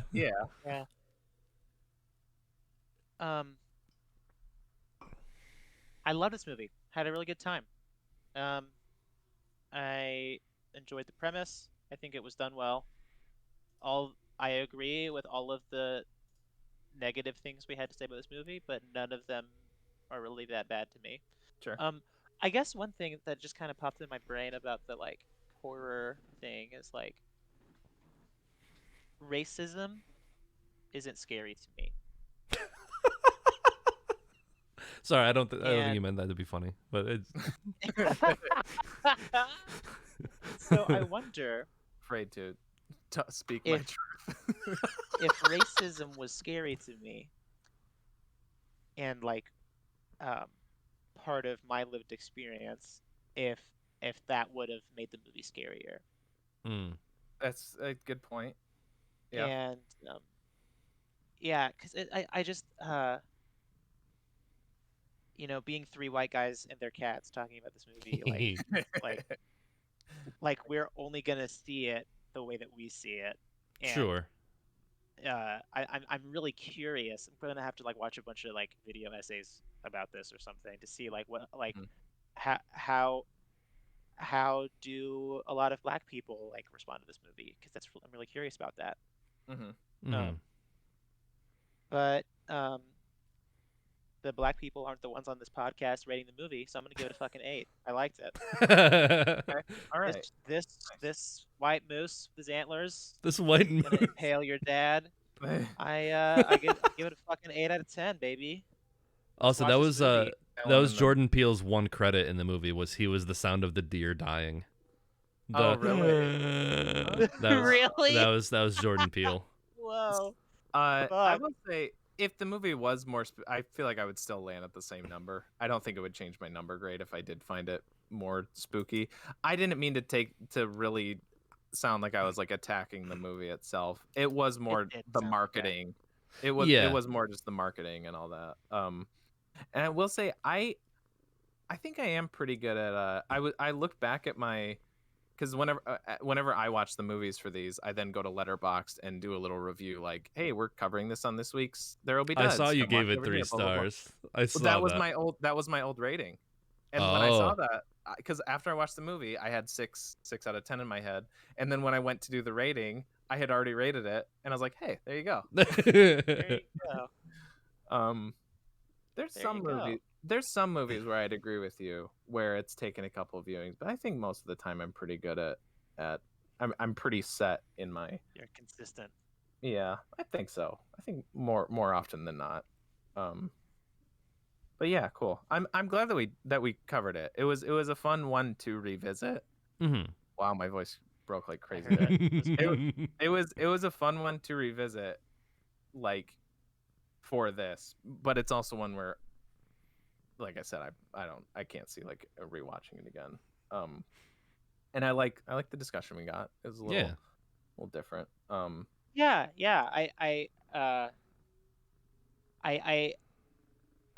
was skeptical, TJ, when you were saying that, like, oh, we can talk about this movie without getting into like the racism and shit. And I was like, really? And then like we got into the racism and shit, and then we were like, this is exhausting. Let's move on. And then, you're right. Was, like I said, that was all of my notes. Yeah, like we can talk about it like as a movie. It's kind of like the thing about like we can interact with black people like as a person and not like as a black person. And so like we can interact with this movie as a movie and not as a black movie. And that's how I think. That's my thing, and that's my issue with like a lot of marketing for like modern movies. It's like everybody should just watch movies as movies and not like a political message that's like whether it's see good or politics. see that's why I didn't want to come out. That's why I didn't want to come off as. But like Oscars, the Oscars are like very guilty of playing into oh this year we're gonna give a black person an Oscar because we got called out for not nominating any black people last year, so now everybody's cool with this, right? Okay, all right, so next year we don't have to nominate any black people again. Here's our totally neutral apolitical review of 12 Years a Slave. Yeah. Also, like, Harvey Weinstein was probably on the board at that time anyway. So like, who? Jesus. Well, there's like a really famous interview with him like defending Hillary Clinton, and he calls Bernie Sanders like a sexist, and it's like from Harvey Weinstein. It's like it's so perfect. It's so perfect. It's so goddamn funny. That's awesome. Her claws are so deep in my shoulder right now. I'm in pain. I'm in pain. Hillary Clinton's claws, or yeah, I've been targeted by the deep state, and they've won. Extended arm out. Wait, is it that way? I think so. She's doing it? No, I thought you were like pretending to reach out to me, so I was like, no help. Oh no, I was saying because your cat when you turn. Oh, she's not anymore, but she does that. She'll just like when she's super in the zone, she'll put both claws out. Yeah, Bernard does that sometimes too. Yeah. Travis isn't here, but he watched the movie and he gave it a 7. 7.5. He edited it. Oh, too bad. He's not. Oh, he did. Fuck him! No, it's his years only. haven't had one of those in a while. He's not on the show, so we have to cut that number out. It's not getting recorded for. It's not factored into the to the average. I'm okay with that. I forgot to mention as like well, it doesn't even have to do with like the movie itself really, but during the hypnosis scene, she's like, "What's the weather like?" And he's like, "It was raining." And then she's like, "Find the rain." And then you start to hear the sound effect. I swear to God, like the exact same time it came on in the movie, it started raining outside our house. Whoa. And that like that was the freakiest part of the whole movie for me. Spooky. I was watching it in D-Box for that scene. Yeah.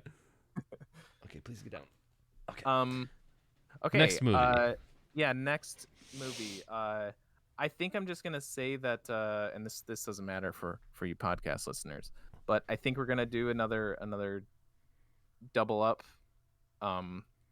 because I might be gone for another month, so we might be doing our next 2 episodes back to back. So I'll do mine, and then Nick is going to hit us with the dud for the month after that, and we'll be recording and streaming those same day. But yeah, podcast it should be a normal, regularly scheduled episodes or whatever. So I actually had a lot of movies on my list. House was one of them, but I was just being a bitch. I don't think I was going to go with that at that point. I had settled after we got one of the other recommendations because of its relation to it. I am going with the 1980s remake of the 50s sci-fi monster movie classic about a shape-shifting, people-eating monster. That's not The Thing. It's the 1988 The Blob. Nice. Okay. Because it is directed by Chuck Russell III, who directed Nightmare on Elm Street 3, Dream Warriors. And it is co-written by Chuck Russell and one of the other writers of Dream Warriors, who I completely forgot to mention in our podcast, Frank Darabont, who shit, did The Shawshank Redemption and The Green Mile and The Mist. I had him in my notes when we were talking about Dream Warriors. I totally forgot about it. that was more of like a suit. There was like 4 or 5 writers on that one. This one is just Chuck Russell and Frank Darabont, so I feel like it'll be a little more focused. Yeah. But I heard a lot of good things about it. I knew nothing about this, but I saw this at like a secondhand store, and I saw Donovan Leitch was one of the credited people in it, and I was like, what the fuck? Because Donovan is one of my favorite musicians. He's like a folksy artist from the 60s. Hurdy Gurdy Man, Mellow Yellow, Sunshine Superman. Yeah. So I was like, what the fuck, is he in a movie? So I bought it outright. Turns out it's his son, but that's still cool. Oh, okay. But yeah, so there's a lot of little ties to different stuff. Jeffrey DeMunn, who's in like every Frank Darabont movie, is in this too. So yeah, I'm really excited. I've been wanting to watch this for a while. So yeah, 1988, The Blob. And then after that, for our dud. After that, did I decide on Wish Upon or Bedeviled? I don't remember. You were I said saying Bedeviled. Yeah. I'm gonna stick with Bedeviled. Yeah. So this is a 2018 horror movie that Trevor and I watched. I think pretty soon after it came out. We were like going through like Amazon Prime and Netflix and just trying to find like shitty horror movies to watch, and Mm-hmm. that was one that came up, and we laughed our asses off. It was so, but it was bad. It's about like this girl who gets like an app on. It's a haunted app movie. Okay, sweet. And it's like an app. It's like an app that she gets that's supposed to be like a personal tracker that's like, hey, you have to go do this today. Remember to drink water. But then it's like the app gets corrupted and then it starts killing people. And it's like very that Disney Channel original movie about the house. Smart House. AI. Yeah, That was one kinda. of my favorites. But this one, it's so great because it has a few key ingredients that I feel like are integral to like these types of bad movies. One, Cool. It's got like 30-year-olds playing high school aged kids. Hell yeah. 2, it's like written by like probably 2 40 to 50-year-old dudes. And 3, it's about technology and young people written by said 40 to 50-year-old dudes. So you know that it's just like their tenuous grasp of technology is like What's Awesome. It's what's that so awesome. horror movie Yeah, that it's written and directed by the Vang brothers, Oh, okay. and the lead actress's name is Saxon Charbino, which sounds like one of Hassan's nicknames for Ben Shapiro. Saxon Shabibo. Charbino. What? Holy shit! What a name. Okay, they What's that? are. Well, at least one of them is 39 now. So yeah, they're pushing 40. Yeah, I was curious. What I had to is verify. that movie that was like it's a horror movie, but like it's all like taking place on a computer screen? You know what I'm talking about? Unfriended. Is that the one?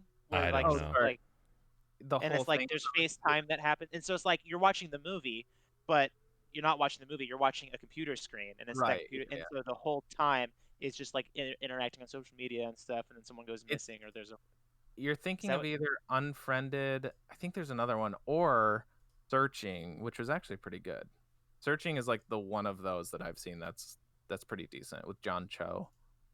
I think I might be thinking about Unfriended. Okay. Yeah, it's Unfriended. Is that any good? It seemed like it was. I like don't shit. think so. Yeah, I've heard not. Yeah.